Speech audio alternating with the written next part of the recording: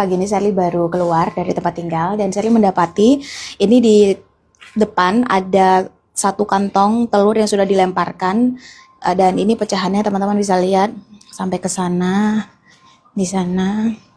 Dan tadi di depan sini Sally juga mendapati gulungan kertas kayak gini. Sally belum buka ini isinya apa. Dan di depan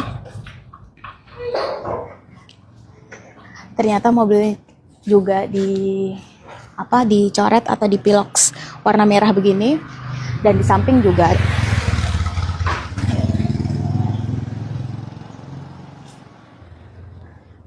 Nah, kita coba lihat ini suratnya isinya apa. Kita coba buka ya.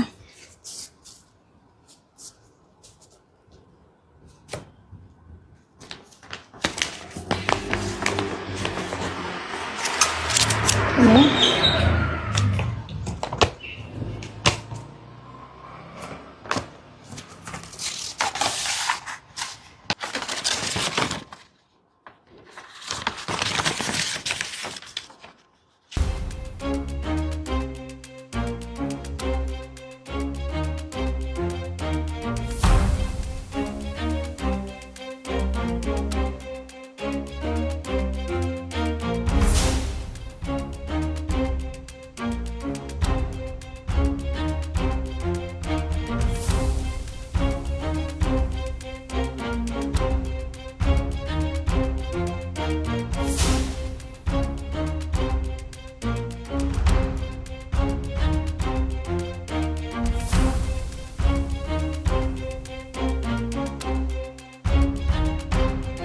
ya, dan saya bersyukur keadaan sudah membaik, walaupun kita semua masih prihatin, tapi kita bekerja keras supaya segera memulihkan keadaan. Presiden Prabowo Subianto secara simultan terus memonitor perkembangan penanganan pasca bencana Sumatera, baik dengan terjun langsung ke lokasi bencana maupun memimpin rapat terbatas untuk memperoleh perkembangan terkini. Kamis 18 Desember kemarin, Presiden mengunjungi lokasi bencana di Kabupaten Agam, Kabupaten Padang Pariaman, dan Kabupaten Tanah Datar. Prabowo meninjau titik pembangunan hunian sementara, posko pengungsian, pembangunan jembatan, serta percepatan pemulihan semua infrastruktur. Selama bencana 3 minggu terakhir ini, Prabowo telah mengunjungi Aceh sebanyak 3 kali, Sumatera Utara 2 kali, dan Sumatera Barat 2 kali. Kunjungan ini dilakukan sebagai bagian upaya kepala negara memastikan percepatan penanganan darurat serta pemulihan di daerah terdampak. Presiden juga memantau distribusi bantuan, proses evakuasi warga, serta langkah-langkah pembukaan akses jalan. Prabowo menyampaikan musibah yang terjadi di sejumlah wilayah merupakan penderitaan dan tantangan yang turut dirasakan bersama-sama sebagai satu bangsa. Di tengah cobaan dan berbagai bencana yang melanda, Presiden yakin dapat mengatasi setiap ujian yang dihadapi secara bersama-sama. Kehadiran Presiden di lokasi bencana diharapkan memperkuat koordinasi lapangan dan memastikan seluruh upaya penanganan berjalan efektif, cepat, dan terkoordinasi. Pemerintah terus bekerja memastikan keselamatan warga serta percepatan infrastruktur penting di wilayah terdampak. Tim Liputan iNews melaporkan. Kita sudah gak bicara surat, percuma bicara surat. Mau ini saya punya kok gak bicara surat. Ayo ibu keluar. Ayo.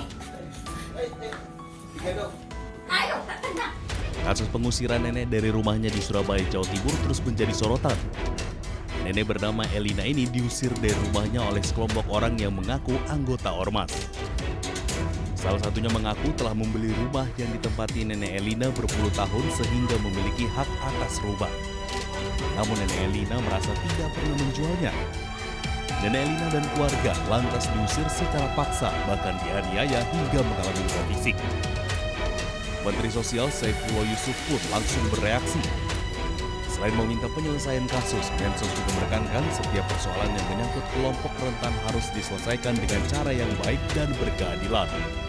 Lantaran lansia, anak-anak, dan penyandang disabilitas adalah kelompok rentan yang harus difasilitasi dan dilindungi.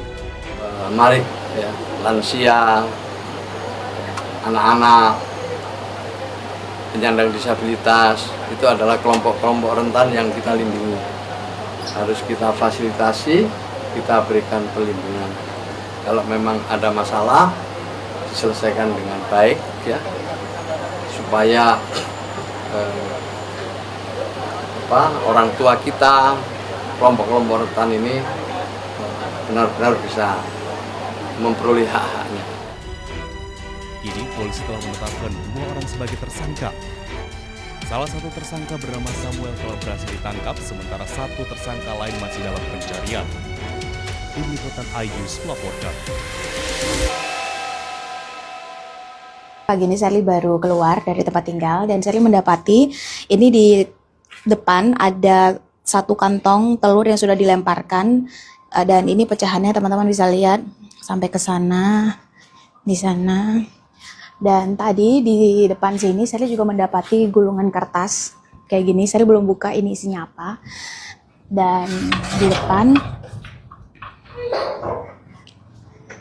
ternyata mobil juga dicoret atau dipiloks warna merah begini, dan di samping juga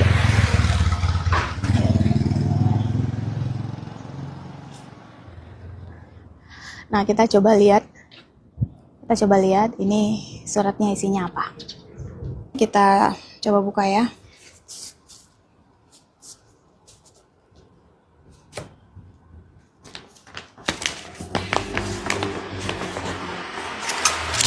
Ini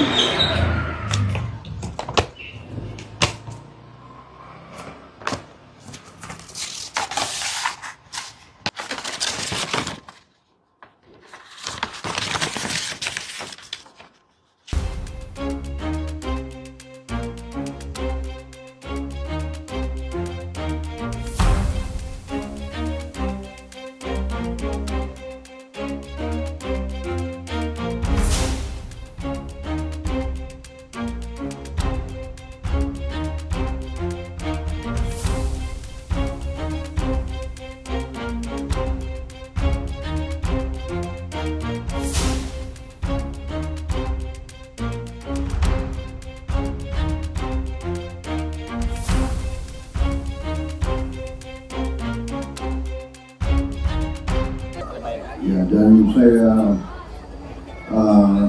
bersyukur keadaan sudah membaik, walaupun kita semua masih prihatin, tapi kita bekerja keras supaya segera memulihkan keadaan.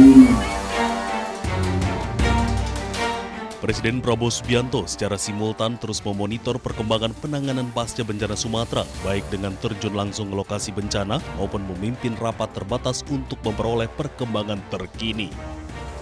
Kamis 18 Desember kemarin, Presiden mengunjungi lokasi bencana di Kabupaten Agam, Kabupaten Padang Pariaman, dan Kabupaten Tanah Datar.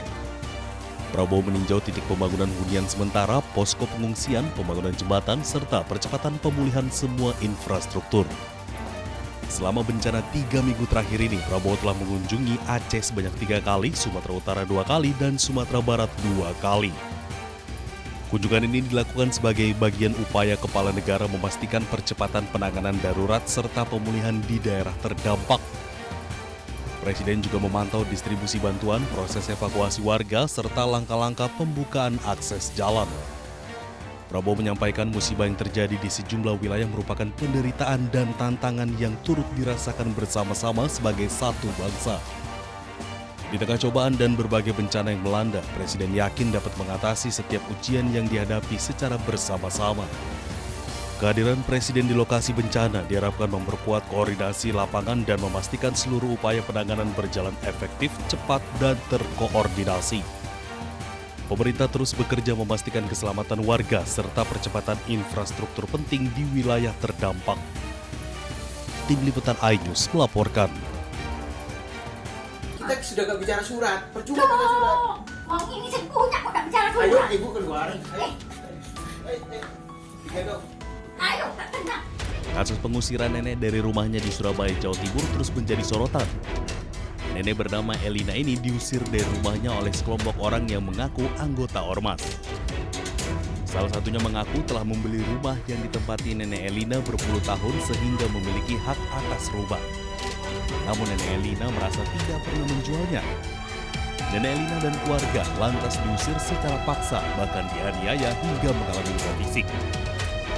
Menteri Sosial Saifullah Yusuf pun langsung bereaksi. Selain meminta penyelesaian kasus, Mensos juga menekankan setiap persoalan yang menyangkut kelompok rentan harus diselesaikan dengan cara yang baik dan berkeadilan. Lantaran lansia, anak-anak, dan penyandang disabilitas adalah kelompok rentan yang harus difasilitasi dan dilindungi.